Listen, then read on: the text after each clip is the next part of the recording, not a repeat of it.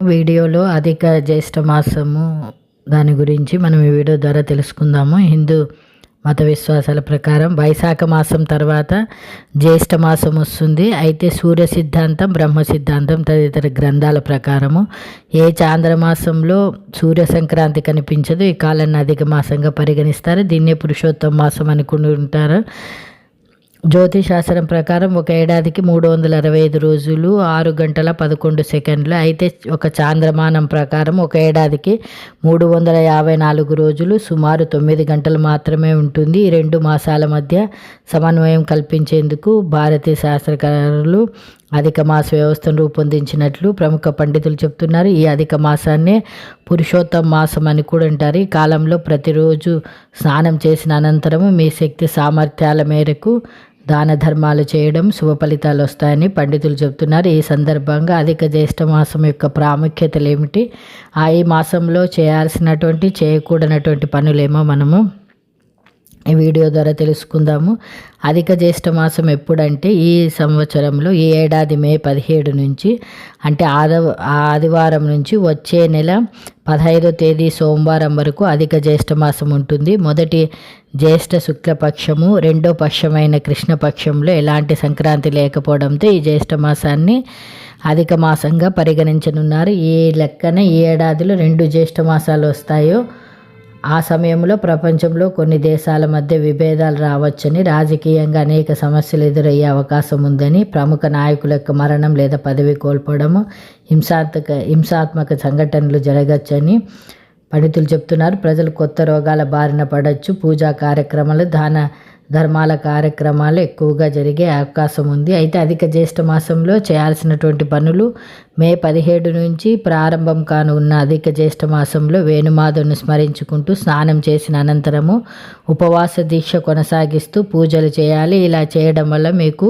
శుభ ఫలితాలు వస్తాయి. అధిక మాసంలో విష్ణుమూర్తి స్వరూపుడిగా భావించి సూర్యుడిని ఎరుపు రంగు పువ్వులతో పూజించాలి. అనంతరము మీ శక్తి సామర్థ్యాల మేరకు ధాన్యం, పండ్లు, దుస్తులు దానం చేయాలి. అలాగే ఈ నెలాఖరులో బెల్లము, నెయ్యి వంటి వాటిని దానము చేయాలి. అయితే ఏ మంత్రాలు పఠించి కేశవం, మాధవం, రామం, అచ్యుతం, పురుషోత్తమం, వాసుదేవం, జగద్యోనిమనంతం, శేషసాయినిం, జనార్దనం, ధరావాసం, దామోదరమధార్దనం, గోవిందం, వామనం, శ్రీశం, శ్రీకృష్ణం, విశ్వసాక్షిణిం అనేటువంటి మంత్రాన్ని మనము ఈ అధిక జ్యేష్ఠ మాసంలో పఠించాలి.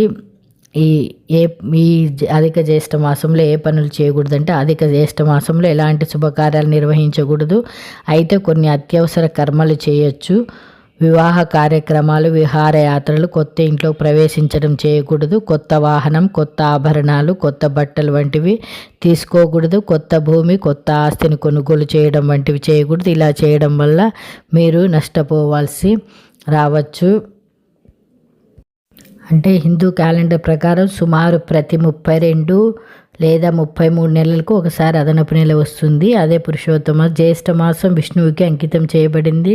వివాహాలు, గృహప్రవేశాలు లాంటి శుభకార్యాలు అధిక జ్యేష్ఠ మాసంలో చేయకూడదు. జపం, దానాలు, ధ్యానం చేయడం వలన శుభ ఫలితాలు ఉంటాయి.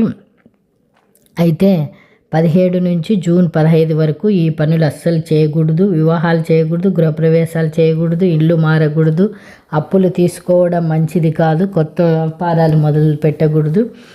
అయితే ఈ నెలలో విష్ణువుని పూజిస్తే కోరికలన్నీ కూడా నెరవేరుతాయి. తులసీదేవిని ఆరాధించడం వల్ల లక్ష్మీ కటాక్షం కలుగుతుంది. అయితే అధిక జ్యేష్ఠ మాసంలో ఐశ్వర్యం కలగాలంటే ఏం చేయాలో తెలుసుకుందాం. అధిక జ్యేష్ఠ మాసంలో కొన్ని శుభకార్యాలు చేయకూడదు, కానీ కొన్ని పనులు చేస్తే మాత్రం సంపద పెరుగుతుంది. ఎక్కడలేనంత సంపద మీ ఇంటికి చేరుతుంది. ఆరోగ్యం కలగాలన్నా, మంచి పేరు ప్రతిష్టలు పొందాలన్నా అధిక మాసం అనేది చాలా ముఖ్యమైనటువంటి సమయం అని చెప్పవచ్చు. అధిక మాసంలో సత్యనారాయణ స్వామి వ్రతం చేసుకుంటే చాలా మంచిది జరుగుతుంది. విశేషమైనటువంటి ఫలితాన్ని పొందవచ్చు. ఉద్యోగంలో ఇబ్బందులు ఉన్నా, ఉద్యోగం రావాలన్నా, వివాహం జరగాలన్నా, ఇలా ఏ కోరిక నెరవేరాలన్నా హనుమాన్ చాలీసాను పఠించండి. అధిక మాసంలో ఎన్నిసార్లు వీలైతే అన్నిసార్లు హనుమాన్ చాలీసాను పారాయణం చేయండి. ఈ నెలంతా 54, 108 ఇలా మీకు నచ్చినన్ని సార్లు పారాయణ చేయండి. దీంతో హనుమాన్ అనుగ్రహం కలుగుతుంది, కోరిక కూడా ఫలిస్తుంది. అరటి పండ్లు, కొబ్బరికాయ లేదా హనుమంతుడికి ఇష్టమైన తమలపాకులను సమర్పించండి. పారాయణం మొత్తం పూర్తయిన తర్వాత హనుమంతుడికి 22 గారెలు చేసి నివేదన చేయండి. ఇలా చేయడం వలన మీ కోరిక తప్పక నెరవేరుతుందని నమ్మకం. మళ్ళీ అధిక మాసం రావడానికి కొన్ని సంవత్సరాలు పడుతుంది కాబట్టి ఈ అధిక మాసాన్ని సద్వినియోగం చేసుకుంటే మంచిదని పండితులు తెలియజేస్తారు. అయితే ఈ మాసంలో వచ్చే 8 మంగళవారాల పాటు ఆంజనేయ స్వామికి ప్రత్యేక పూజలు చేయడం ద్వారా అప్పుల బాధలు, దృష్టి దోషాలు తొలగిపోతాయి. 19 ఏళ్ళ వరకు ఇలాంటి జ్యేష్ఠమాసం రాదు. జ్యేష్ఠమాసానికి ఎంతో ప్రత్యేకత ఉంది. ఈ ఏడాది జ్యేష్ఠమాసం చాలా అరుదని, దాదాపు 19 సంవత్సరాల తర్వాత ఇలాంటి గ్రహగతులతో ఉండే జ్యేష్ఠమాసం విశేషమని చెప్తున్నారు. ఈ మాసంలో వచ్చే మంగళవారాలు చాలా ముఖ్యమైనవి. ఈ మంగళవారాల్లో హనుమంతుని ఆరాధించడం వల్ల శుభ ఫలితాలు కలుగుతాయి. జీవితంలో కష్టాల నుంచి గట్టెక్కడానికి ఈ మంగళవారాన్ని సరిగ్గా సద్వినియోగం చేసుకోవడం మంచిది. అయితే మరి మంగళవారాల్లో ఏం చేయాలో మనం తెలుసుకుందాము. ఈ మాసంలో 8 మంగళవారాలు ఆంజనేయ స్వామిని ఇలా ఆరాధించడం వల్ల శుభ ఫలితాలు ఉంటాయి. ఇంట్లో ఇబ్బందుల నుంచి బయటపడడానికి, అప్పుల బాధ నుంచి బయటపడడానికి కూడా వీలవుతుంది. ఈ 8 మంగళవారాలు ఏం చేస్తే శుభ ఫలితాలు కలుగుతాయి అనేది మనము ఈ వీడియోలో తెలుసుకుందాం. మొదటి వారం హనుమంతుడికి సంపంగ నూనెను సమర్పించండి. ఇలా చేయడం వల్ల అప్పులు తొలగిపోయి ఆనందంగా ఉండొచ్చు. ఆర్థిక సమస్యల నుంచి బయటపడి చాలా ప్రశాంతంగా అనిపిస్తుంది. 2వ వారం హనుమంతుడికి తమలపాకులు అంటే ఎంతో ఇష్టం. ఈ 2వ వారం హనుమంతుడికి తమలపాకులను సమర్పించండి. ఇలా చేయడం వల్ల నరదృష్టి సమస్య నుంచి బయటపడవచ్చు, ఆనందంగా ఉండవచ్చు.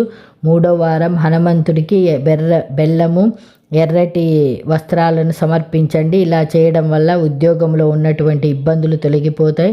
ఉద్యోగం కోసం చూస్తున్న వారికి కూడా శుభ ఫలితాలు ఎదురవుతాయి.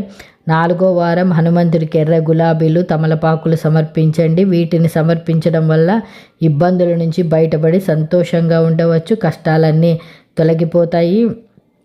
5వ వారం హనుమంతుడికి అరటి పండ్లను సమర్పించండి. ఇలా చేయడం వల్ల కుటుంబంలో ఉన్న సమస్యలన్నీ తొలగి ఆనందంగా ఉండవచ్చు. చాలామంది ఇళ్లలో ఏదో ఒక సమస్య ఉంటుంది. అలాంటి వారు ఈ మంగళవారాన్ని సరిగ్గా సద్వినియోగం చేసుకోవడం వల్ల సంతోషం పెరుగుతుంది, ఆనందంగా ఉండవచ్చు.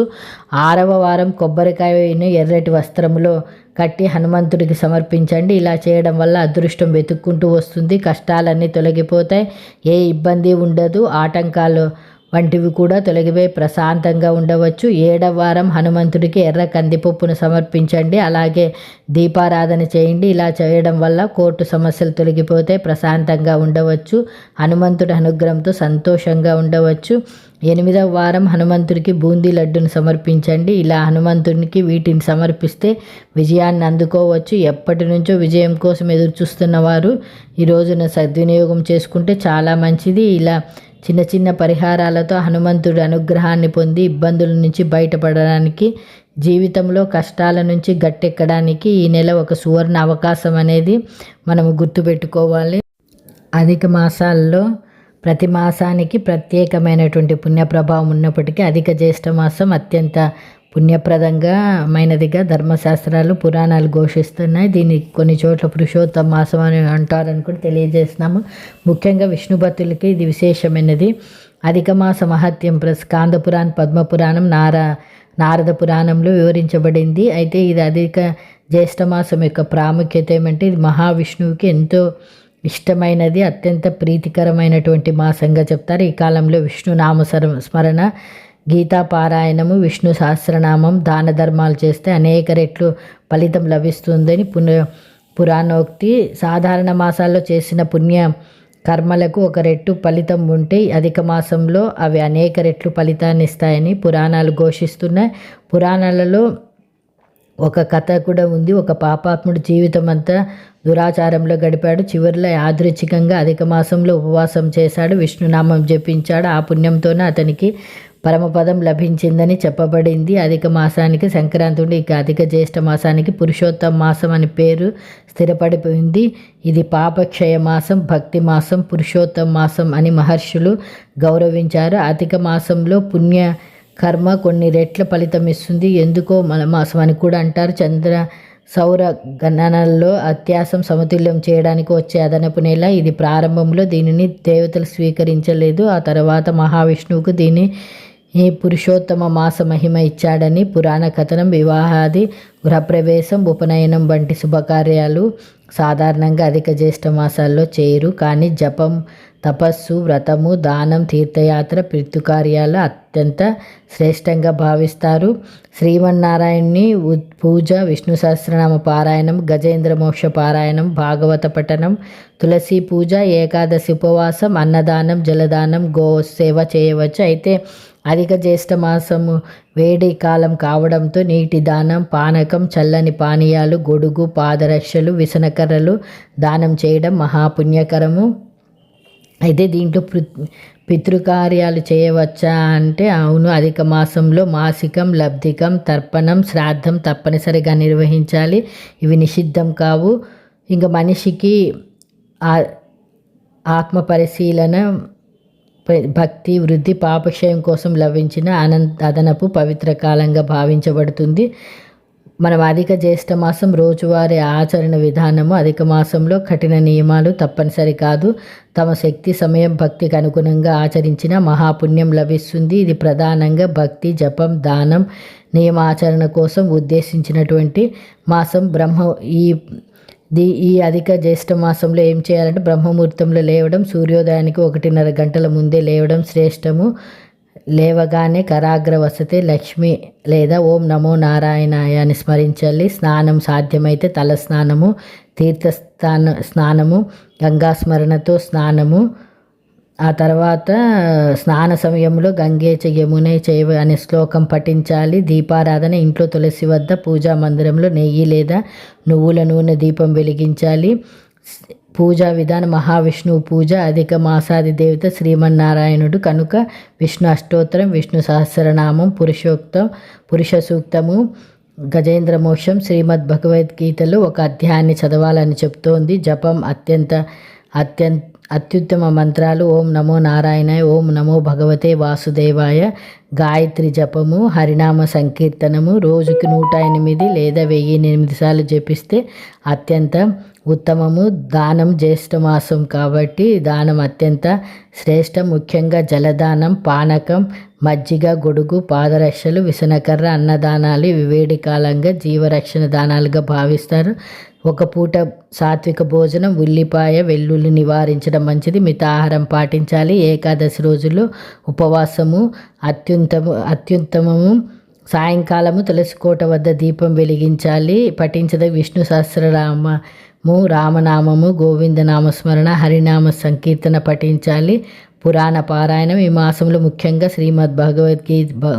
శ్రీమద్ భాగవతము, భగవద్గీత, విష్ణు పురాణం, పురుషోత్తమ మాస మహత్యం వినడం లేదా చదవడం శ్రేష్టం. నిద్రకు ఉపక్రమించే ముందు ఈరోజు చేసిన తప్పులకు క్షమాపణ ప్రార్థన, కృష్ణార్పణమస్తు అనే భావన, నారాయణ స్మరణతో నిద్ర. ప్రత్యేక నియమాలు ఇంకా పాటించవలసినటువంటి నియమాలు బ్రహ్మచర్యము, సత్యవచనము, కోపాన్ని నిగ్రహించుకోవడం, పరనింద నివారణ, భూసైన్యం సాధ్యమైతే ఉపవాసం, అల్పాహారం ఈ మాసంలో అత్యంత ఫలప్రదమైనగా చెప్పబడినాయి. ఈ వీడియో నచ్చితే తప్పకుండా లైక్ చేయండి, షేర్ చేయండి, సబ్స్క్రైబ్ చేయడం మాత్రం